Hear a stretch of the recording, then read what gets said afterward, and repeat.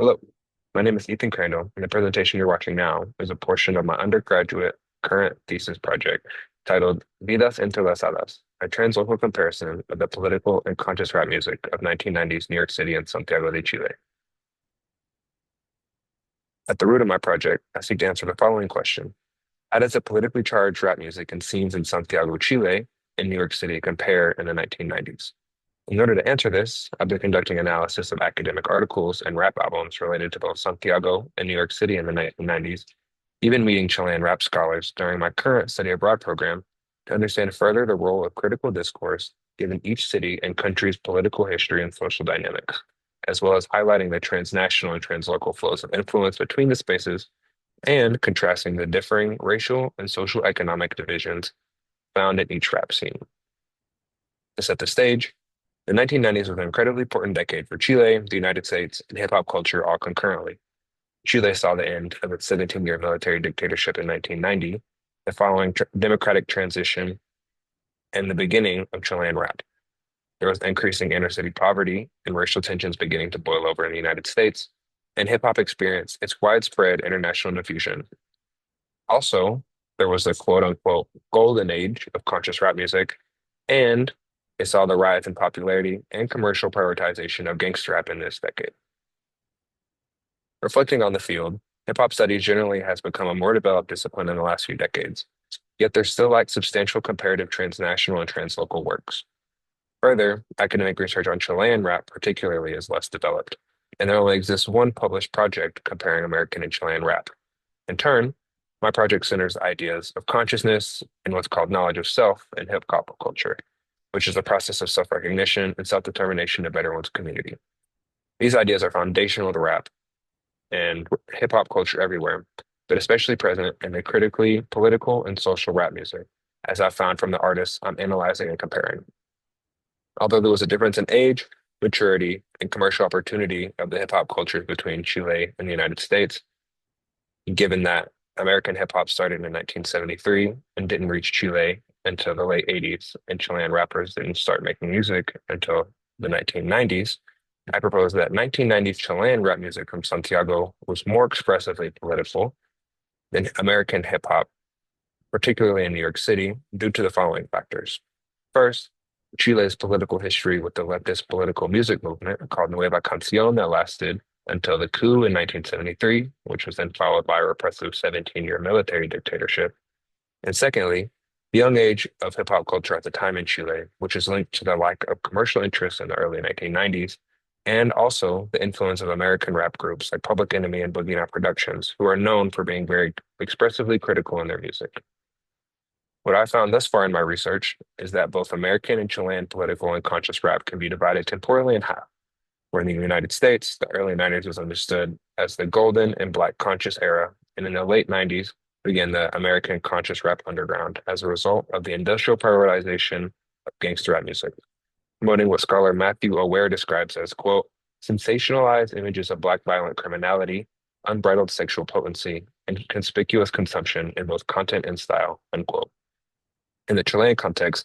the 1990s is divided between the old school, which were the first rap groups that were self-managed with simple production and matter-of-fact lyrics, and the new school, which saw the first major record labels, more access to recording and sampling technology, and oftentimes less explicitly political lyrics. These temporal divisions in each national context are due to changes in the rap music industry, the commercial investment in gangsta rap in the United States, and the arrival of international record labels in Chile, both of which are tied to ideas of authenticity in their respective hip hop communities. Groups from both Chile and the United States in both the early and late 90s were critical of other rappers that were seemingly selling out, which was generally understood as catering to the violent material and sexualized themes of gangster rap, or more specifically, signing to a major label in Chile.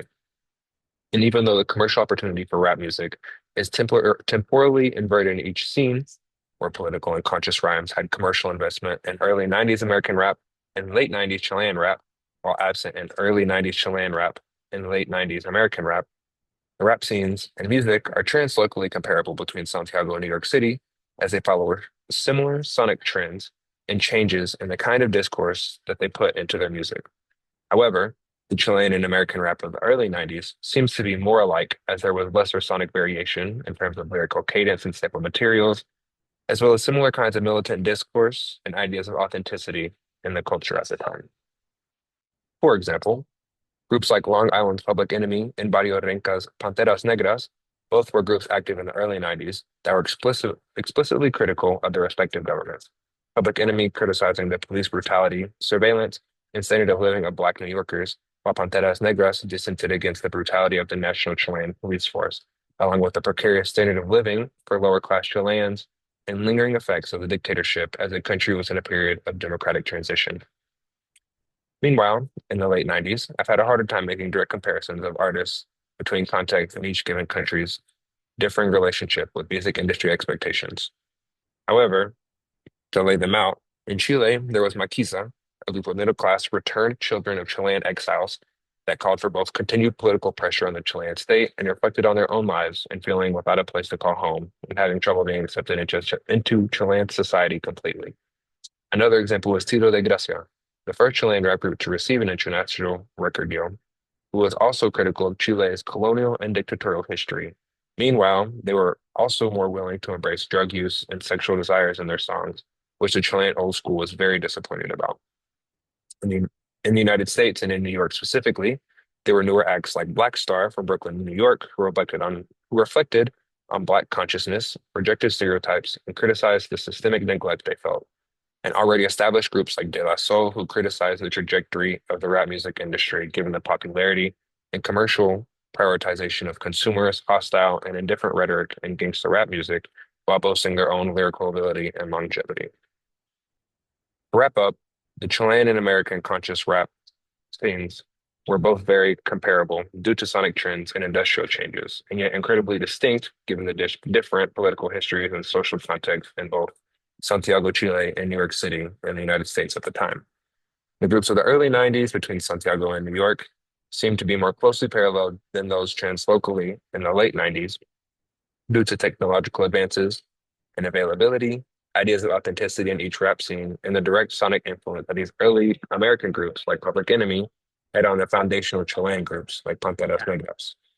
My research speaks more widely to the technological advancement of hip hop in Latin America and internationally, with Chile as half of my study, shedding more light on Chilean rap's first full decade of life and the relationship Santiago's rap scene has both sonically and politically to the critical rap music present in the United States at the same time.